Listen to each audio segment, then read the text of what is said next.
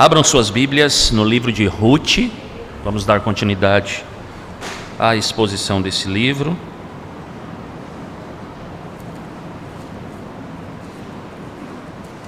Você vai lá para o capítulo 1, a partir do verso número 6.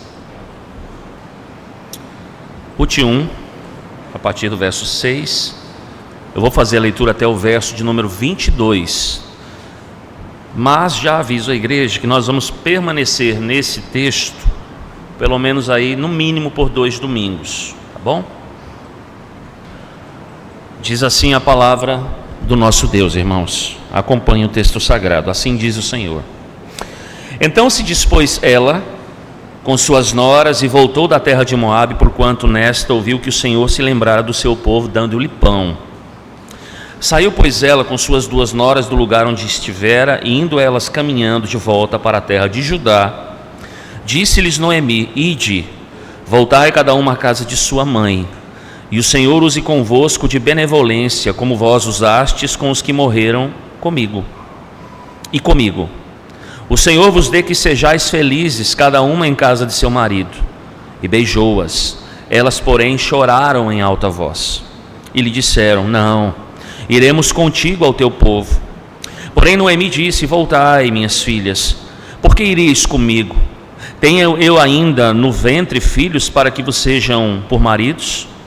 Tornai, filhas minhas, ide-vos embora, porque sou velha demais para ter marido. Ainda quando eu dissesse: tenho esperança, ou ainda quando que esta noite tivesse marido e houvesse filhos, esperá-los-íeis até que viessem a ser grandes? Abster-vos-íeis de tomardes marido? Não, filhas minhas, porque por vossa causa a mim me amarga ter o Senhor descarregado contra mim a sua mão. Então de novo choraram em alta voz. Orfa, com um beijo, se despediu de sua sogra, porém Ruth se apegou a ela. Disse Noemi: Eis que a tua cunhada voltou ao seu povo e aos seus deuses. Também tu volta após a tua cunhada. Disse, porém, Ruth: Não me instes para que te deixe e me obrigue a não seguir-te, porque aonde quer que fores, irei eu, e aonde quer que pousares, ali pousarei eu. O teu povo é meu povo, o teu Deus é o meu Deus. Onde quer que morreres, morrerei eu, e aí serei sepultada. Faça-me, Senhor, o bem que lhe aprouver, se outra coisa que não seja a morte me separar de ti. Vendo, pois, Noemi que de todo estava resolvida a acompanhá-la, deixou de insistir com ela. Então ambas se foram até que chegaram a Belém. Sucedeu que ao chegarem ali, toda a cidade se comoveu por causa delas, e as mulheres diziam: Não é esta Noemi? Porém ela lhes dizia: Não me chameis Noemi, chamai-me Mara, porque grande amargura me tem dado o Senhor. Ditosa eu parti, porém o Senhor me fez voltar pobre, pois me chamareis Noemi, visto que o Senhor se manifestou contra mim e o Todo-Poderoso me tem afligido. Assim voltou Noemi da terra de Moabe com Ruth, sua nora, a moabita, e chegaram a Belém no princípio da cega da cevada. Amém. Vamos orar, irmãos. Senhor, obrigado mais uma vez por estarmos aqui reunidos. O Senhor é a razão para isso. Então, muito obrigado porque o Senhor nos permite, o Senhor nos chamou, o Senhor nos trouxe, ó Deus, para estarmos aqui nessa manhã, para que pudéssemos, ó Deus, fazer a tua vontade, que é cultuar ao Senhor. Agora, ó Deus, nessa mesma perspectiva de culto, esperamos que o Senhor fale conosco. Abra a nossa mente, abra o nosso coração, guia, ó Deus, os nossos sentimentos, que estejam totalmente voltados para o Senhor e para aquilo que o Senhor vai falar nessa manhã. E aplica isso a cada um de nós, conforme o conselho da tua soberana, boa, reta, perfeita e santa vontade. Assim nós te oramos em nome de Jesus. Amém. Amém. Meus irmãos, a passagem que nós vamos estudar nessa manhã é uma das poucas passagens em que nós não vemos nenhum sinal de um homem vivo nesse texto. Uma passagem que, segundo o pastor Sinclair Ferguson, poderia ser intitulada de Um Conto das Três Viúvas. Nós devemos supor então que uma das lições que nós podemos aprender logo no começo é verificarmos a maneira como Deus escreve os princípios da sua graça na vida dos seus filhos. Eu creio que uma das coisas que nós aprendemos no último domingo, quando a gente começou a fazer a exposição do livro de Ruth, foi a maneira pela qual esse livro é colocado dentro do contexto do livro de Juízes. Embora haja uma diferença, inclusive, de arranjo na composição da nossa própria Bíblia, quando nós a comparamos, por exemplo, com o arranjo do texto massorético, né? Na nossa Bíblia, por exemplo, nós vemos que o livro de Ruth ele foi colocado logo depois do livro de Juízes e antes do livro de Samuel. E nós sabemos que pela leitura do livro de Ruth, esse livro ele começa, a gente viu no último domingo, com um drama, com sofrimento, né? Com uma situação mesmo de trevas para uma determinada família. E nós vemos que ele termina lá no capítulo de número 4, a conclusão dele é enaltecer a graça de Deus e ao mesmo tempo glorificar a Deus. É assim que é concluída a narrativa, é assim que o narrador conclui o livro de Ruth. Nesse livro, irmãos, nós somos levados dentro desse arranjo das trevas à luz, para aquilo que o próprio povo experimentou, não é? Acerca da sua passagem na terra de Moabe, até a preparação que o próprio Deus estava fazendo dentro da história da redenção para trazer não apenas o rei Davi ao trono, como a gente vai ver, por exemplo, no livro de Samuel, mas finalmente, como o próprio Novo Testamento vai nos informar, não apenas a vinda do rei Davi, mas a própria vinda do Filho do Homem, do Rei dos Reis, o Senhor Jesus Cristo. Por isso que quando a gente olha o livro de Ruth, dentro do arranjo que nós temos, na nossa própria composição da Escritura, na língua portuguesa, esse livro está muito bem localizado. Por quê, irmãos? Porque o livro de Samuel, ele começa exatamente falando da ascensão do rei Davi.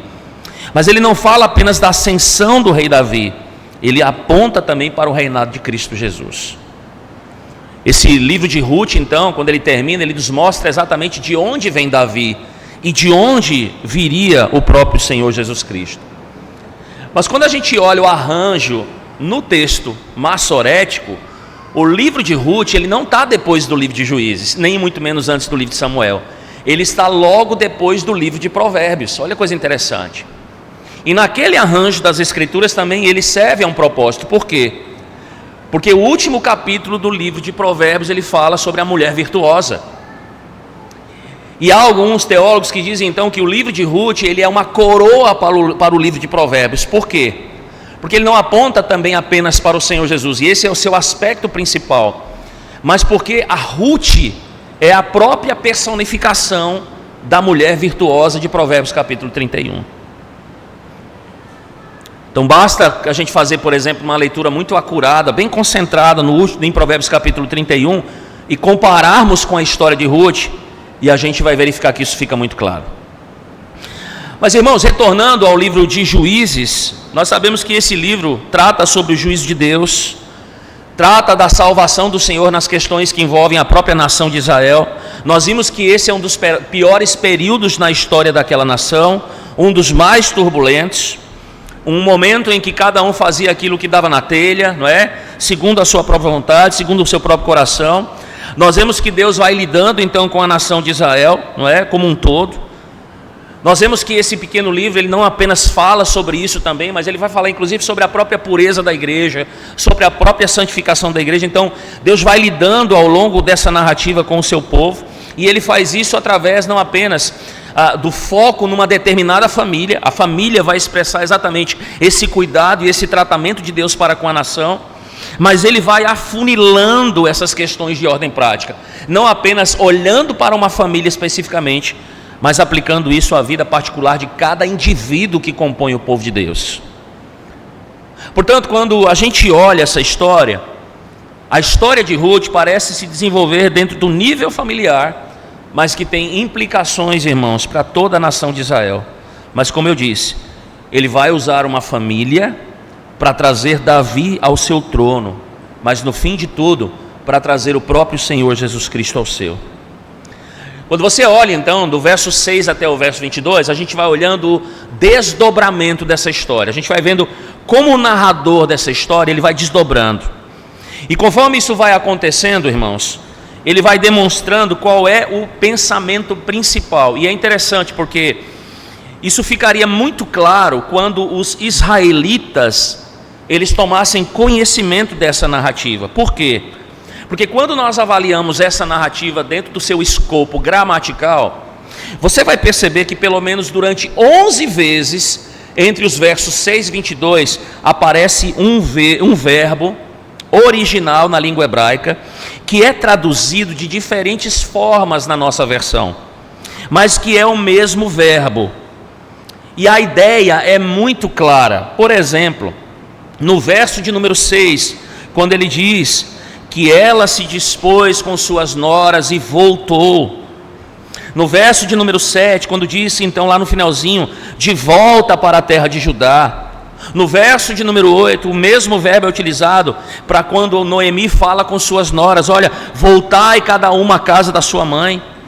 No verso 10, iremos contigo ao teu povo. No verso 11, voltai minhas filhas. No verso 12, tornai filhas minhas. No verso 15, voltou, volta. Esse verbo, irmãos, é o mesmo verbo traduzido de várias maneiras nesse texto. Mas a ideia básica é apenas uma só. É a ideia de retornar. É a ideia de mudar de direção. É a ideia de virar para uma direção contrária. É a ideia de voltar. E percebam que esse então, ao longo dos versos 6 a 22, é o sinal que o narrador nos dá. E isso fica muito claro quando a gente olha e aplica isso para a vida dessas 3 viúvas agora. 3 mulheres que estão retornando da terra de Moabe à terra de Belém. E eu quero nessa manhã me concentrar, irmãos, apenas em uma delas. Depois a gente vai olhar para as outras 2, que é Ruth e Orfa. Mas nessa manhã nós vamos nos concentrar na narrativa especificamente naquilo que diz respeito à vida de Noemi.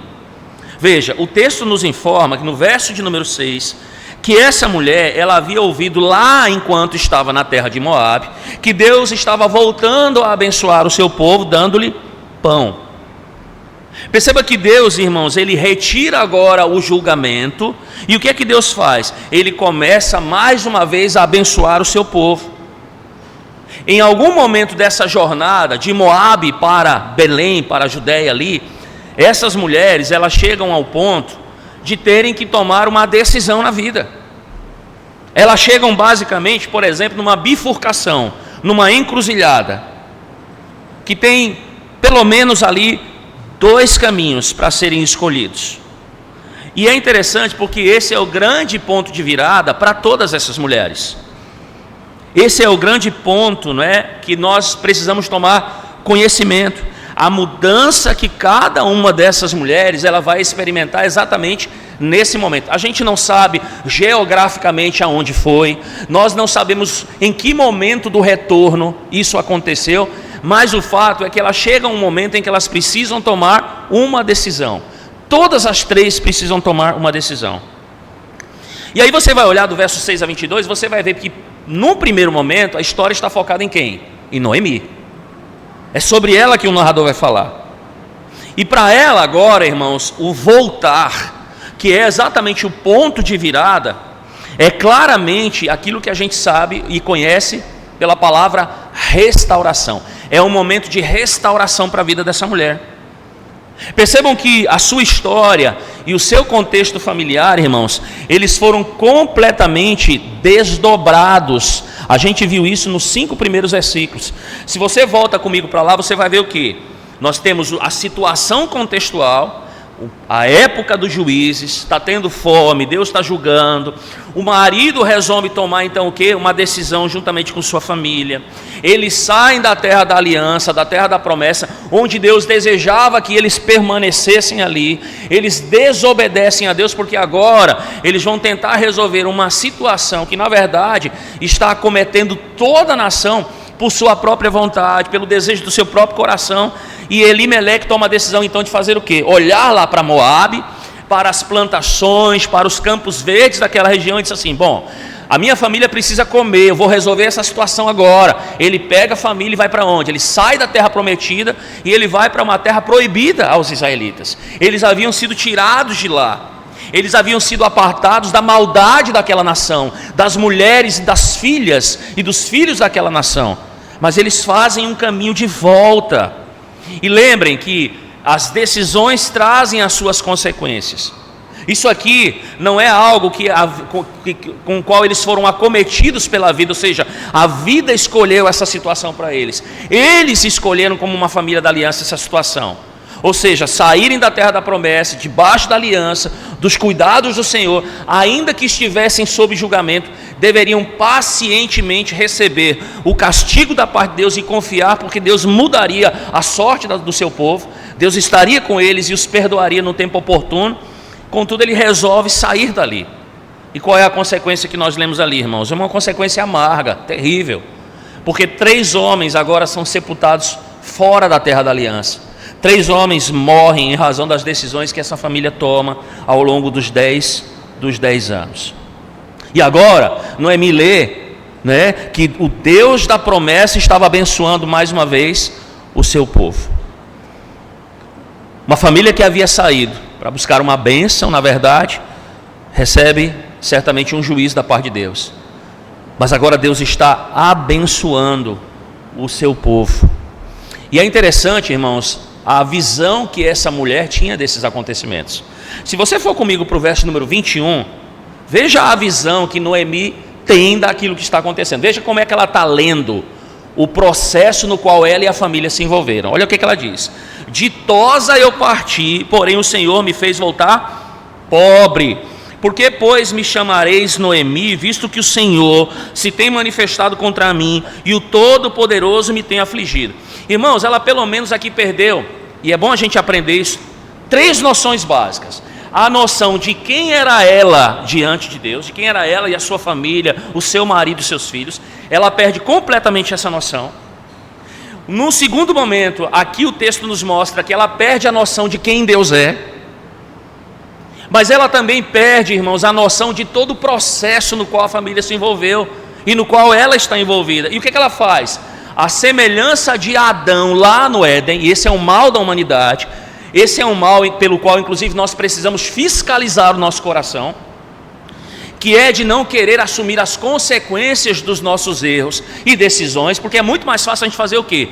E isso é um problema que está ao nível do coração. O nosso orgulho diz assim: não, eu não sou culpado, o que eu quis foi sempre o melhor, era uma decisão boa para a minha família. Não, o culpado nessa história é Deus.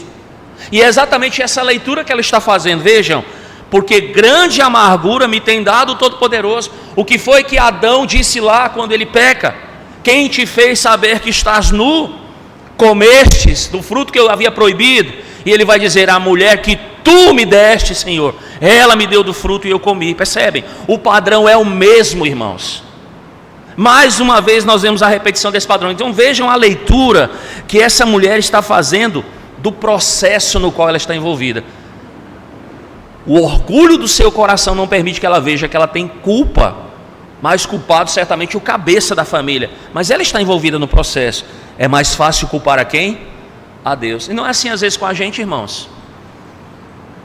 Nós temos uma grande dificuldade de assumirmos às vezes que nós estamos errados. Nós tomamos uma decisão errada. E aí o que é mais fácil para a gente? Ficar questionando Deus, ficar questionando a soberania de Deus, por causa do orgulho que nós temos no coração, um orgulho que a gente carrega pela vida toda, e o pecado que nós precisamos suprimir a vida toda. Mas veja o que ela diz ainda. Deixa eu chamar a atenção para você. Ela diz: ditosa eu parti. A ideia aqui, irmãos, não é de que ela saiu dali com possessão financeira e material, não, e Deus pesou a mão e eles perderam o dinheiro. A ideia aqui é de que ela saiu da terra prometida com um marido e com 2 filhos. E a ideia aqui do texto original é: ditosa eu parti, ou seja, rica eu parti, cheia. A ideia de estar cheio, cheia eu parti. De quê? Marido, filhos. Mas ela vai dizer: porém o Senhor me fez o quê? Voltar. Como, irmãos? Pobre, ou seja, vazia, sem nada, humilhada. Humilhada.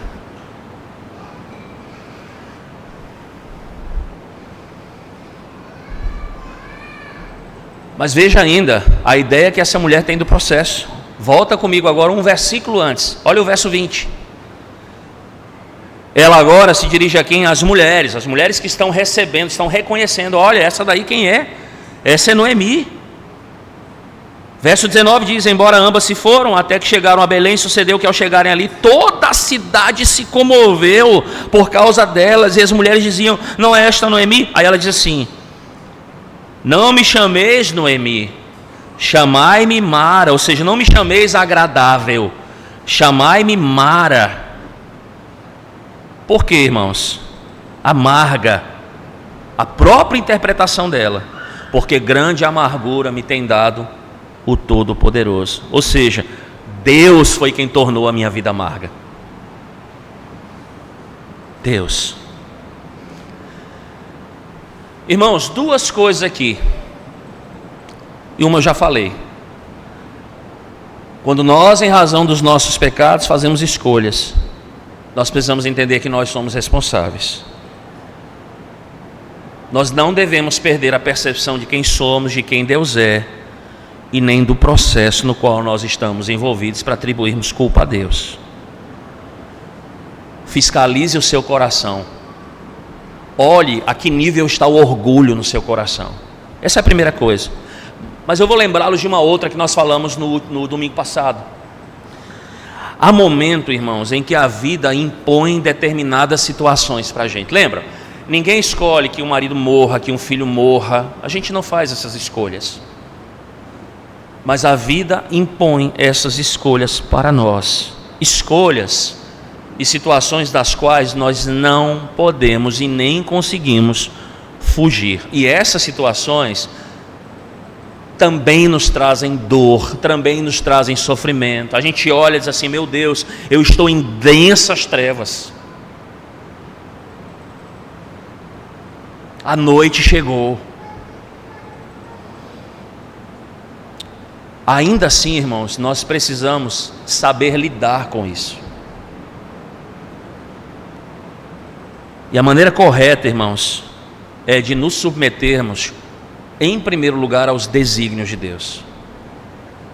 Nós precisamos nos sujeitar à vontade de Deus. Nós precisamos saber em quem temos crido. Nós precisamos confiar no Senhor.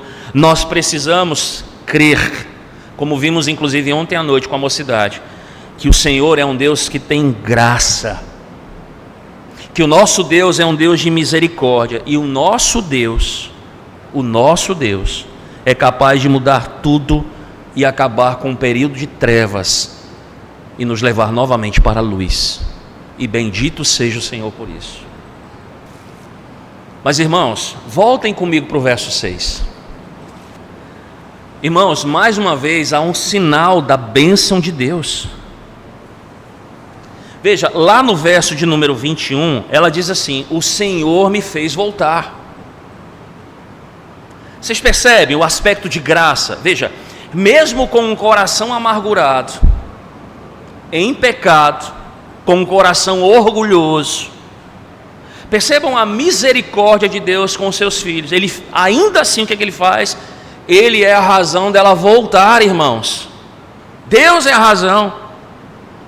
Ela não tem a correta percepção, pelo contrário, a percepção dela é completamente equivocada sobre a própria mão de Deus. Deus tem transformado a minha vida em amargura, mas ainda assim é esse mesmo Deus que está fazendo o que, irmãos? Trazendo ela de volta de uma experiência dolorosa a um momento decisivo da vida dela, que é exatamente um momento que de restauração, e é um momento que ocorre em razão daquilo que nós vemos no verso de número 6, porque enquanto ele estava em Moabe, sofrendo, diz a palavra de Deus no verso 6, que Deus visita o seu povo, Deus restaura aquilo que ele mesmo havia negado a eles, os sinais físicos, palpáveis, tangíveis, da sua aliança de graça com o seu povo. Deus começa a restaurar isso. E como é que Deus faz isso, irmãos? O verso 6 nos diz: agora há mais uma vez pão, e o pão era um sinal da bênção de Deus, através da misericórdia de Deus. E através dessa mesma misericórdia, essa mulher agora, embora com o coração amargurado, ela foi levada a desejar esse pão abençoado de Deus, que Ele estava dando ao seu povo mais uma vez lá em Belém. Então o que é que Deus faz? Atrás de volta.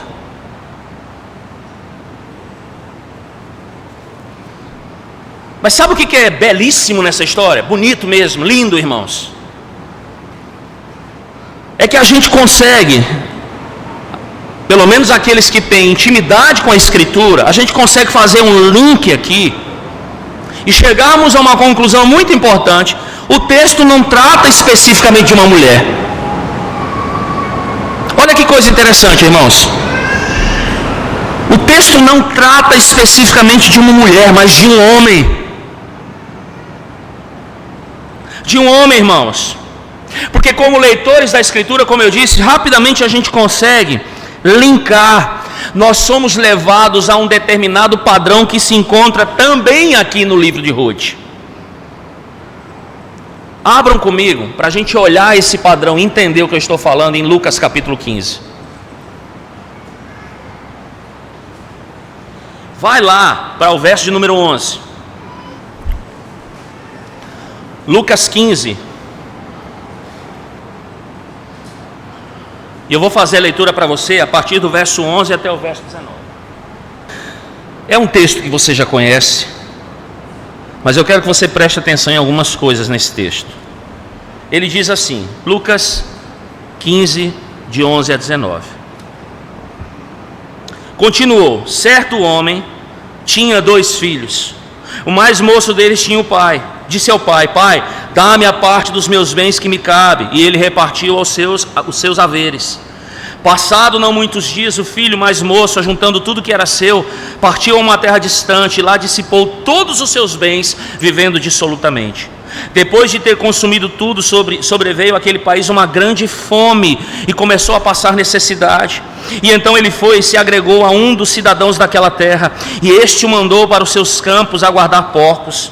Ali desejava ele fartar-se das alfarrobas que os porcos comiam, mas ninguém lhe dava nada. Então, caindo em si, disse: quantos trabalhadores do meu pai têm pão com fartura, e aqui eu morro de fome. Levantar-me-ei, irei ter com meu pai, e lhe direi: pai, pequei contra o céu e diante de ti, já não sou digno de ser chamado teu filho, trata-me como um dos teus trabalhadores. E levantando-se foi para o seu pai. Vinha ele ainda de longe, quando seu pai o avistou, e compadecido dele, correndo, o abraçou e o beijou. E o filho lhe disse: pai, pequei contra o céu e diante de ti, já não sou digno de ser chamado o teu filho. Literalmente o que o filho está dizendo ao pai: pai, permita-me comer pão de novo.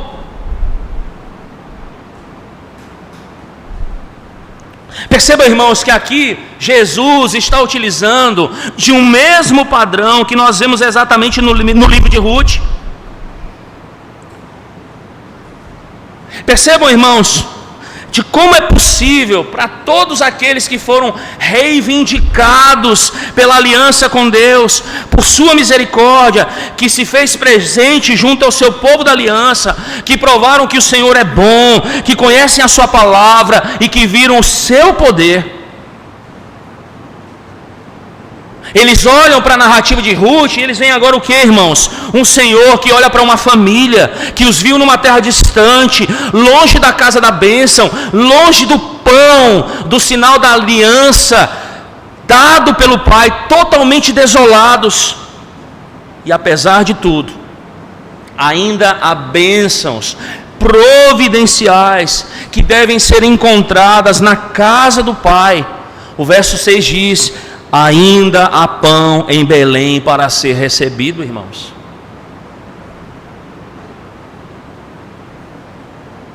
Agora compare Noemi com o filho pródigo. Quando o filho pródigo, irmãos, mantenha sua Bíblia aberta em Lucas, ele está voltando para casa, ele diz assim: não é necessário que eu seja mais filho do pai.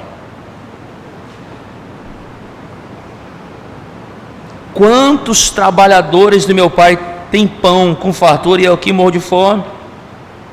Não sou digno de ser chamado teu filho, trata-me como um dos teus trabalhadores. Irmãos, o melhor que ele poderia esperar seria ser tratado como quem? Como um empregado pelo próprio pai.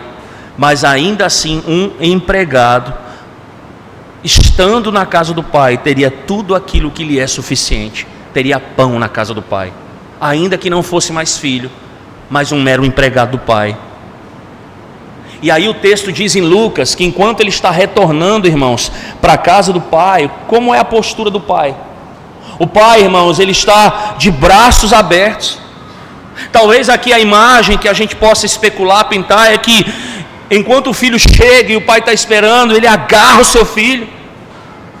Talvez aquela ideia dos presbíteros, quando Paulo está indo para a morte, né? E os presbíteros de Éfeso se lançam ao pescoço do apóstolo Paulo, sabendo que não haverão mais.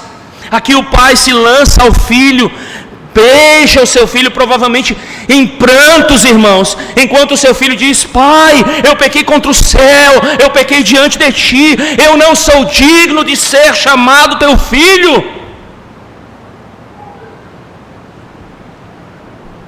Aí você olha para Noemi.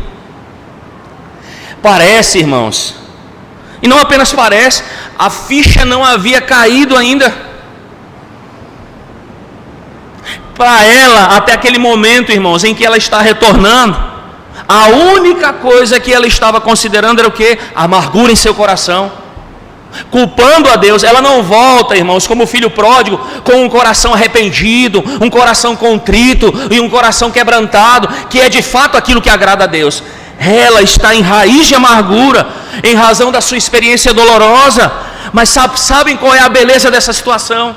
Sabem qual é a beleza dessa história, irmãos? Que ainda assim, Deus se mostra um Deus misericordioso para com seus filhos.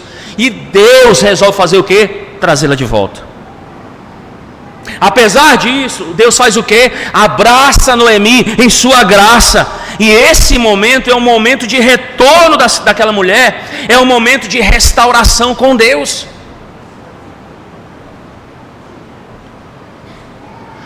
Meus irmãos, percebam como essas coisas, e é exatamente aquilo que nos diz a Escritura no Novo Testamento, nos são dadas para o nosso aprendizado. Por quê? Porque talvez haja alguém aqui nessa manhã que tem uma história parecida com a história de Noemi. Talvez haja alguém aqui, irmãos, como Noemi, uma filha pródiga, passando por uma situação difícil. Alguém que porventura experimentou das bênçãos da aliança, esteve na igreja, tomou conhecimento do poder de Deus, da graça de Deus, não fez pouco caso do Evangelho, mas agora encontra-se aonde, como Noemi? Num país distante, no mundo. E aí o que a palavra de Deus vem a nós nessa manhã e diz, irmãos, a você especialmente, que você se encontra nesse momento numa encruzilhada na sua vida. E aí você ouve sobre uma garantia que a palavra de Deus nos dá. Uma garantia da misericórdia e da graça de Deus para com os seus filhos. Uma garantia, irmãos, que desperta o coração pelo menor dos anseios das bênçãos da salvação, as quais sim você está familiarizado. E essa encruzilhada para você, assim como para Noemi, é um momento de restauração, de você reiniciar a sua caminhada com o Senhor. Vejam, irmãos,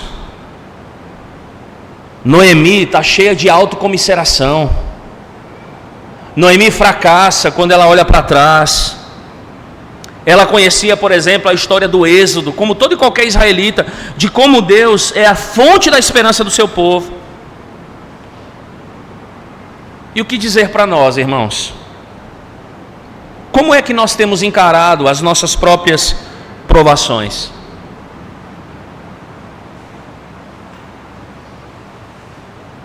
Irmãos, do que você precisa para se lembrar de que Deus é bom?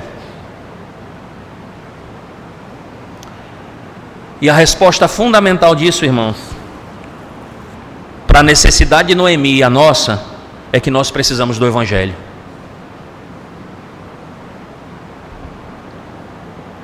O Evangelho, irmãos, é a resposta fundamental para a nossa vida. E é interessante quando você olha isso à luz do contexto do próprio livro de Ruth, porque Ruth vai se provar ser o quê? Alguém de extremo valor para Noemi. Mas a resposta final para a vida de Noemi não é Ruth, é o Evangelho, irmãos. E é interessante porque a própria história de Ruth vai apontar exatamente para isso. A história de Ruth, irmãos, é um símbolo de graça de Deus, que também vai servir para o próprio aprendizado de Noemi, para levá-la a esses sinais grandiosos da graça de Deus. Mas em suma, irmãos, o Evangelho é a resposta fundamental para a nossa falta de confiança em Deus. Quando a gente para e pensa nisso, então, o Evangelho vai responder às nossas dúvidas. Por exemplo, será que Deus quer o melhor para mim? O que é que o Evangelho diz, irmãos? Que sim. Será que aqueles que deixaram a casa do Pai para viverem em terras distantes podem ser reconciliados com o Senhor? O que é que o Evangelho diz, irmãos? Que sim. Ainda que Deus estenda a sua mão contra os seus filhos, ainda que Deus use de juízo para com eles, a resposta que Noemi precisava e a resposta que nós precisamos é que o Evangelho nos guia exatamente àquele a quem precisamos, que é o Senhor Jesus Cristo. E é interessante, irmãos, porque quando o Evangelho nos mostra que daquilo que precisamos é o próprio Cristo, como um Deus conosco, ele vai tomar exatamente aquela declaração do próprio Deus no Antigo Testamento: eu serei contigo. E é interessante porque Jesus viveu exatamente isso, né? Até as últimas consequências. O Senhor Jesus, irmãos, ele deixou as glórias do céu para dizer a nós: aonde quer que fores, eu irei. Aonde quer que pousares, ali eu pousarei. Teu povo é meu povo, teu Deus é o meu Deus. Percebam que na identificação de Cristo conosco e com os nossos sofrimentos, irmãos, Jesus nem sequer se esquivou da morte, muito pelo contrário. Ele se deu, ele morreu, ele foi sepultado. Em sua graça, Cristo se apegou a nós.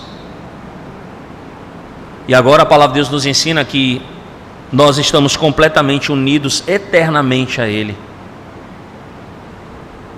E percebam agora, irmãos, que como um vínculo, como resultado desse vínculo de uma união pactual com Cristo, nada e nem ninguém, e Paulo diz, nem mesmo a morte, pode nos separar do amor de Deus que está em Cristo Jesus.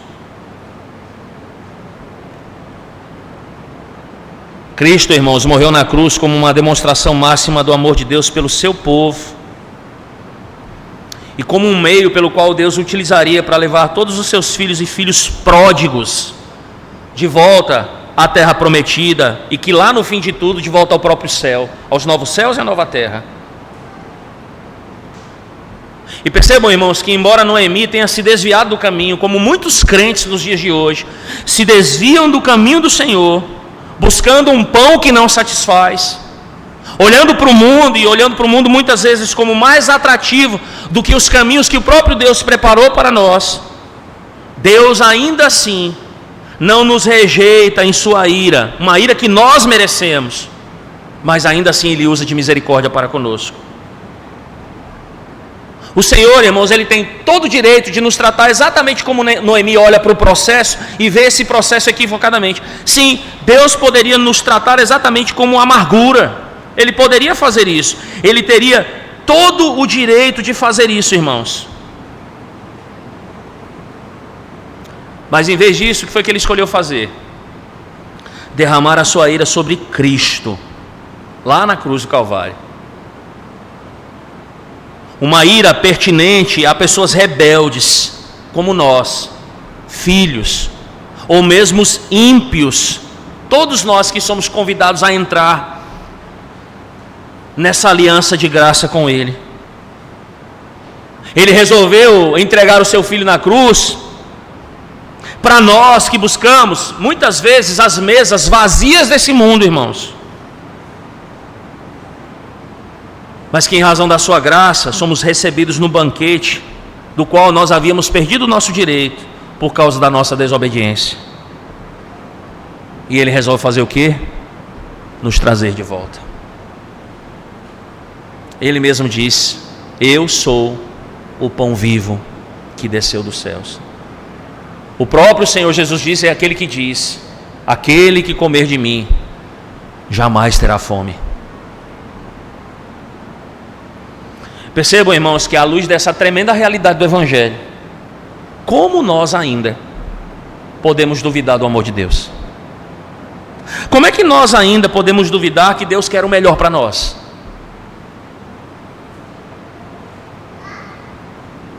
Nós precisamos aprender, irmãos, que ainda que Deus permita que a gente passe por águas profundas, por sofrimentos, por aflições, que durante longas noites a gente venha derramar tantas lágrimas, perdas, um dos intentos de Deus conosco é quebrar aquela satisfação que nós ainda temos pelo mundo. É esmiuçar, irmãos, aquele desejo que nós temos por coisas vazias. É como um certo teólogo vai dizer, Ian McCreed, que Deus quer substituir o nosso deplorável desejo de brincar com o vazio por um anseio profundo, por algo muito melhor. E esse algo muito melhor é o pão vivo que veio do céu.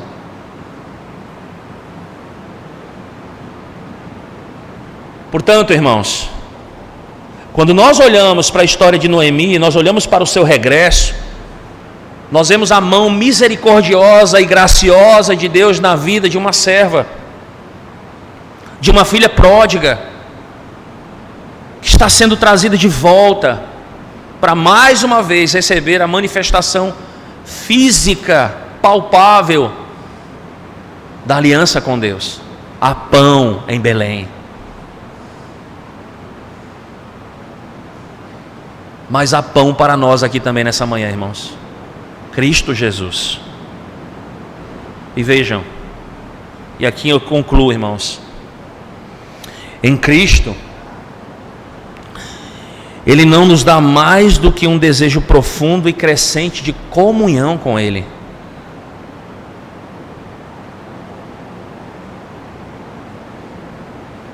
Esse pão vivo nos aproxima dEle.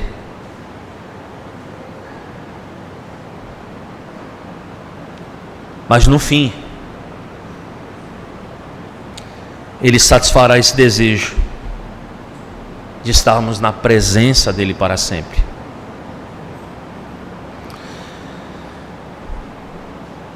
Que o Senhor nessa manhã, irmãos, nos faça olhar para a sua graça e para a sua misericórdia. Muitas vezes nós estamos dentro da igreja, apenas aparentemente dentro da igreja, mas peregrinando no mundo. Que o Senhor nos faça nos arrependermos, voltarmos e recebermos o pão da graça de Deus, Cristo Jesus. Vamos orar, irmãos. Ó Senhor, muitas vezes, Senhor Deus, estamos manifestando através do nosso comportamento, das nossas decisões, dos nossos anseios vazios, nós manifestamos o quão longe nós estamos do Senhor. Embora conhecendo a Tua palavra, embora congregando em uma igreja, embora ceiando, ainda assim o nosso coração nos leva, ó Deus, a tantos vazios, a coisas vãs. E muitas vezes são essas coisas, ó Deus, que têm tomado conta do nosso coração. Tem nos afastado do Senhor, nos levado para longe. Quantos de nós não têm se deixado levar pelas concupiscências da carne, pela soberba da vida? Quantos de nós, e assim somos advertidos na palavra, não temos amado mais o mundo do que ao Senhor?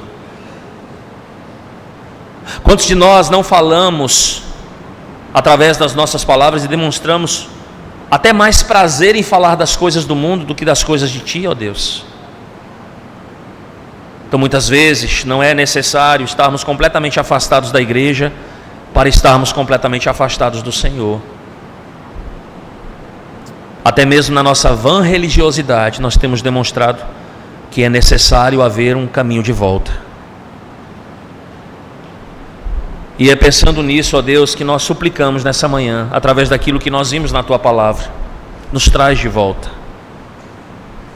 Ainda que nosso coração seja um coração orgulhoso, arrogante, ainda que nós pecaminosamente estejamos atribuindo a Deus os nossos sofrimentos, questionando aonde está o Senhor, por que, Senhor, Tu não ages, ó Senhor, por que Tu não vês o meu sofrimento, culpando a Deus inclusive por isso, ó Deus, tem misericórdia de nós, derrama a Tua graça, nos traz de volta, ó Deus. Nós queremos o pão vivo que desceu dos céus, nós precisamos do pão vivo que desceu dos céus, nós precisamos de Cristo na nossa vida, Senhor, pois nos aproxime novamente de Ti, ó Deus. Muda a nossa vida, Senhor, transforma o nosso coração, nós Te suplicamos nessa manhã. Visita o Teu povo, Senhor, todo o Teu povo, os que estão na igreja e os que estão fora da igreja, e mostre a eles, ó Deus, mostre a eles a Tua graça e a Tua misericórdia, mostre a eles que há sim um caminho de volta, há sim a possibilidade de retornar. Faz isso, Pai, nós Te pedimos, humildemente, no nome do Senhor Jesus Cristo, o nosso Redentor. Amém. Amém, Senhor.